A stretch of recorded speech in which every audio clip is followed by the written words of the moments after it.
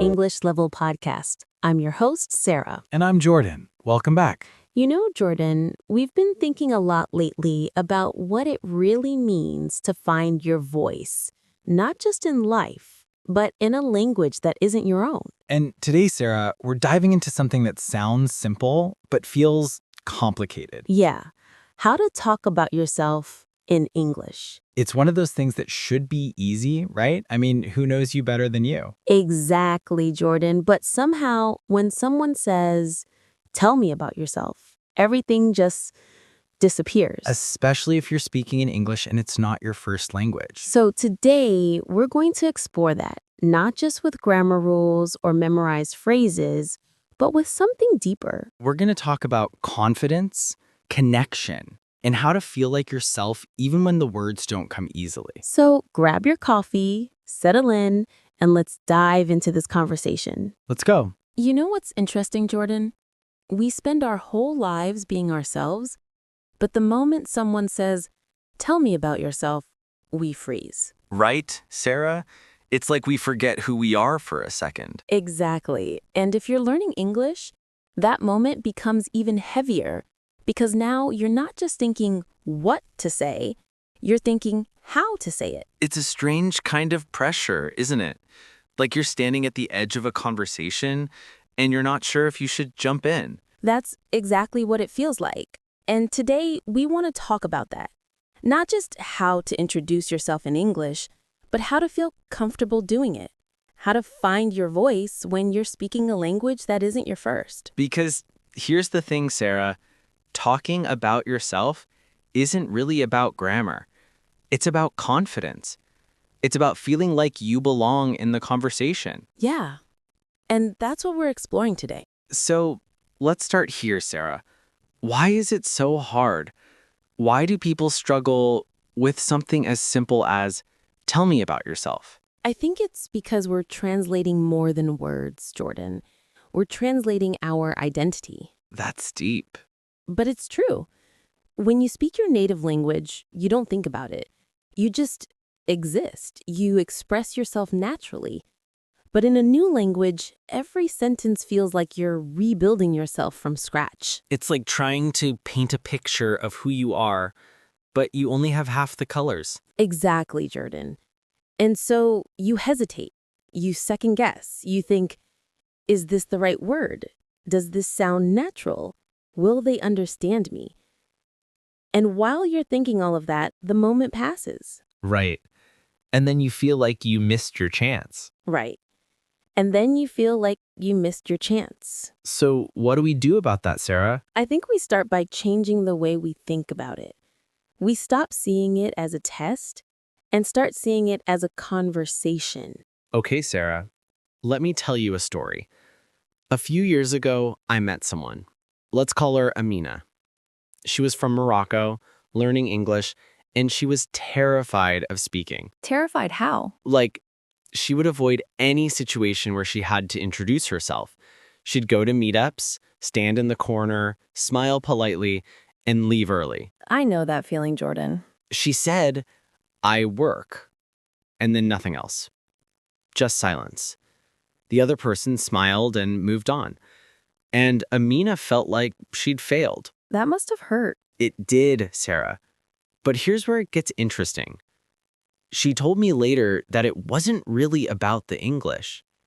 It was about feeling like she didn't matter, like her story wasn't interesting enough. Wow. Yeah. She said, I felt like I had nothing to say that anyone would care about. And that's the real block, isn't it, Jordan? It's not the language, it's the belief that we're not interesting. Exactly, Sarah. So I asked her, what if you just talked about one small thing you love?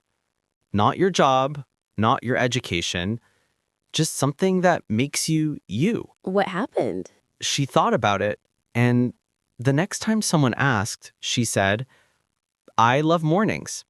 I wake up early and watch the light change. That's it.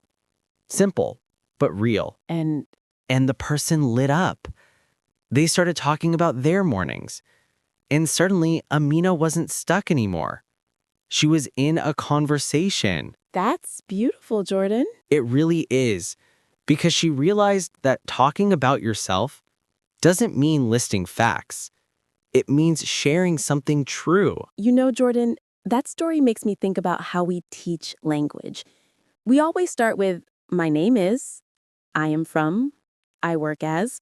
The basics. Right, but they're not enough because people don't connect with facts. They connect with feeling. So, what should we be teaching, Sarah? I think we should be teaching people to talk about their lives like they're telling a story, not a resume, a story.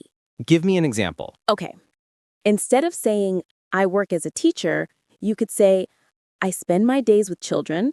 Some days are hard, but when a kid finally understands something, it's like watching a light turn on. That's so much alive, Sarah. Right, Jordan?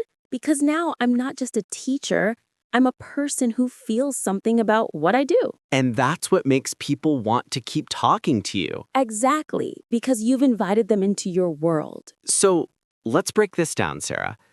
If someone's listening right now and they want to get better at talking about themselves in English, where do they start? First, Jordan, stop trying to sound perfect. Okay. I'm serious. Perfection is the enemy of connection. If you're so focused on getting every word right, you lose the warmth.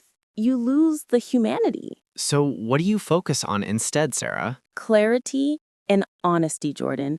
You don't need fancy words. You just need to say something true. Can you give people some simple sentences they can practice? Sure. Start with, I love, or I enjoy, or something that makes me happy is. Why those, Sarah? Because they're easy to say, Jordan, and they open up real conversation. If you say, I love reading before bed, people can relate to that. They might say, me too, what are you reading? And suddenly, you're talking. What about talking about where you're from? Same idea. Don't just say the name of the place, share a detail. I'm from a small town where everyone knows each other. It's quiet, but I like that. Or I'm from a big city.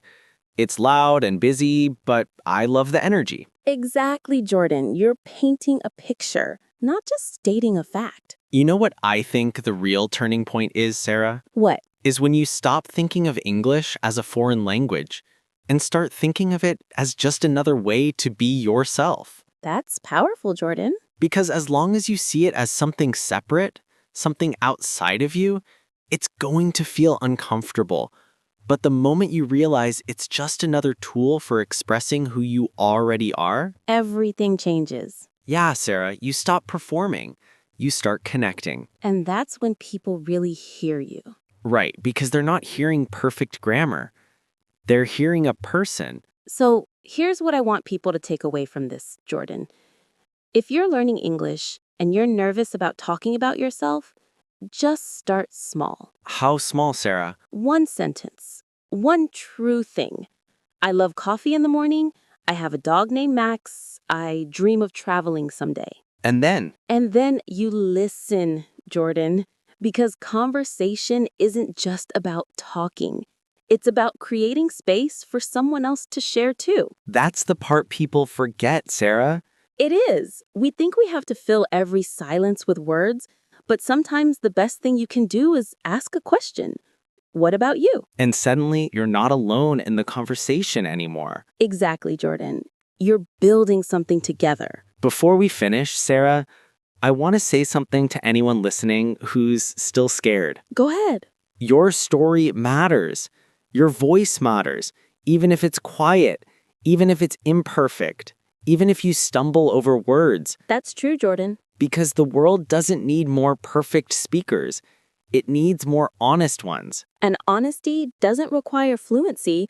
It just requires courage. And you know, Sarah, I think the most beautiful conversations I've ever had weren't with people who spoke perfectly. They were with people who spoke truly. Yeah, Sarah. And if you can do that, if you can just be real, even in a language that's new to you, you'll find your people. You'll find your place. And you'll realize that talking about yourself was never the hard part. The hard part was believing you were worth listening to. But you are. You really are. Thanks for being here today. Keep practicing. Keep speaking. Keep being you. Because the world is waiting to hear your story.